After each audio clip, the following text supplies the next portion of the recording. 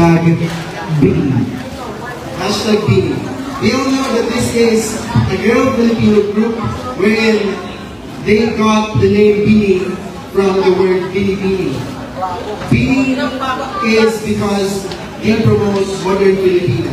And most of the Filipinos, youth Filipinos, are now idolizing these people or this group because of their songs. Thank you. Thank you so much, Mr. Pangasinan Alcala. Bini. On to our next candidate, we have Mr. Urdaneta City, 34J Bagawisan.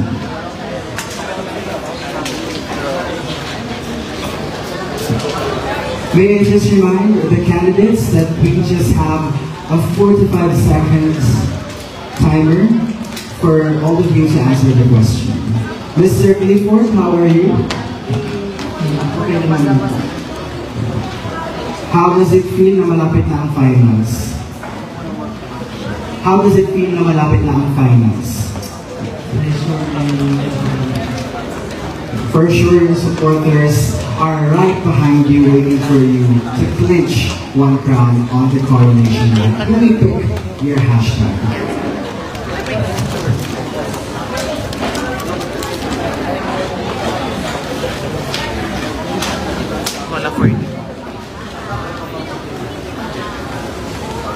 Mr. Clifford, once again, you may use any language you're most comfortable in. You may use Tagalog, English, alam mo na yan.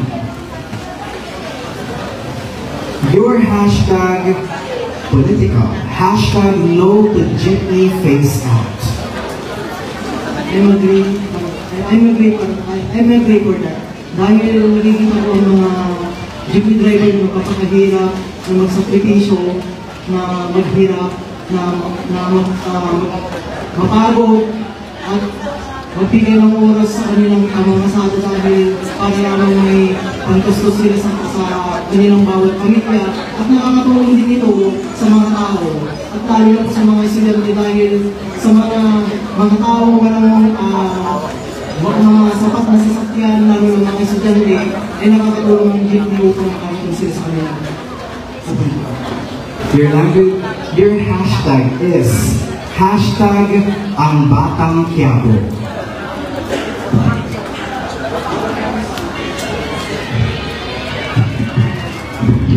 So, bibis ko po sa mga nangyayari sa akin sa buhay. That I remained student Mr. Pangasinan despite being bashed before my body and navigating other people. And I found bringing myself in this history and be a testament to another people to chance to improve to your empowerment. Thank you. Thank you so much. Candidate number 3, our Mr. Pangasinan Urdaneta City, Gabriel Arizala. He is truly a batang Quiapo. Candidate number 4, please come forward. Our Mr. Pangasinan Binamayo, Mr. Michael Cortez. Do you have any message to your handlers, makeup artists? Thank you so much to all supporters with the makeup artists po yun.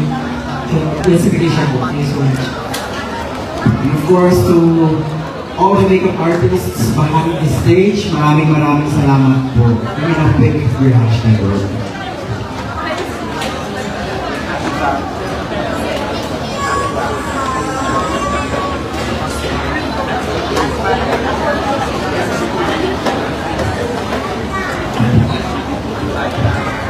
Your hashtag is hashtag fake news. I believe fake news is really one of the problems of our society. It has adverse effect not only the youngsters but also for those people desperate characteristics, social, financial, or even economical characteristics. And definitely, it is breakdown leading to a criminality or suicidal. I believe fake news is a relevant issue nowadays. In order to fight fake news, you should be aware about how what we're reading. We should be accountable. And I believe social media should be feared and filtered what is the right news and what is the wrong information that we share, especially on social media. Thank you so much. Thank you so much. Candidate number 4, Mr. Bernale, Michael Cortez.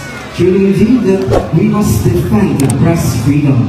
Candidate number 5, Mr. Pangasinan Malasiki. John Lawrence, Mendig Guarin. Looking so handsome. Do you have any support? Do you have any message to your supporters? Maraming salamat po sa mga pumunta dito at sumusunod ako. You may now pick your hashtag. Once again, to our candidates, you only have 45 seconds to answer the hashtag, to elaborate the hashtag. Your hashtag is hashtag solar energy. Hashtag solar energy. We all know that solar energy is one of the most cleanest or greenest, and it is one of the most abundant source of energy we have. And I believe that if we individuals have that kind of solar energy or solar panel house, I believe that we can save a lot of money and save our environment as well. Thank you. Thank you so much, Mr. Malasiki, John Lawrence, Mendig Guarin. We must be an activist for climate change. Mr. Bozolubio, please come forward. Mr. Jerison Hasmi.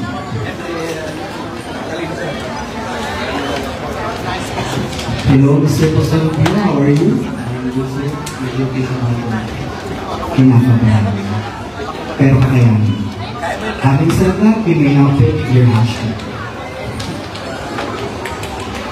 Once again, 45 seconds to answer the question. Any language you're most comfortable with. Your hashtag is hashtag Pangasinan ang galing. Pangasinan ang galing.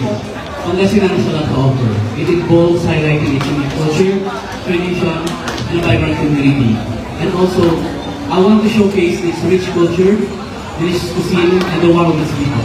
And I always believe that Pangasinan ang galing because Pangasinan is #1. Thank you. Pangasinan number 1, that is Mr. Bozolubio, Mr. Jason Hasmi. Thank you so much. Please come forward, Mr. Valentin Mendano of Municipality of Lalo. Kumusta, Mr. Valentin? Okay lang po, and I'm excited po kasi You're excited and so are we. You may not pick your hashtag.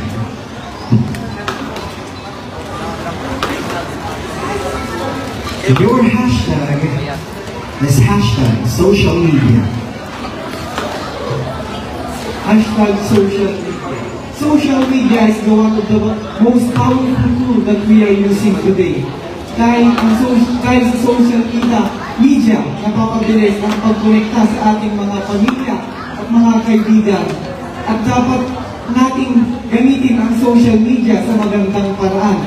Dahil hindi natin alam ang post or comment na pala natin ay nakakasakit na ng ibang tao. Kaya, andito ako para sabihin sa inyo na think before you think. Very well said, Mr. Lala. Think before you click. Mr. Valentin Mendaro.